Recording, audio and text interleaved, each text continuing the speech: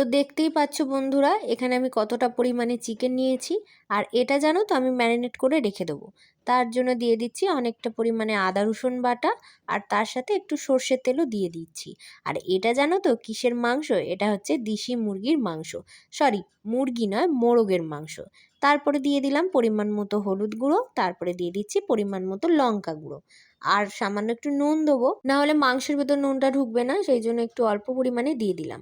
আর এই যে দেখতে পাচ্ছ পেঁয়াজ কাটা আছে, এটা একটু হাতের মধ্যে এইভাবে চটকে দিয়ে দিচ্ছি। তো এইটাকে খুব ভালোভাবে এখন মেখে নেবো। আর পেঁয়াজটা যেহেতু অল্প পরিমাণেই কাটা হয়েছিল, তাই ওই বাদবাকি পেঁয়াজগুলো তেলে ভেজে নেবো।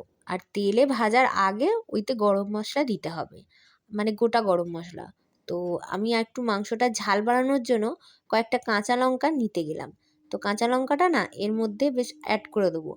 আর মাখবো না, তবুও কাঁচা লঙ্কাটা এইভাবেই দিয়ে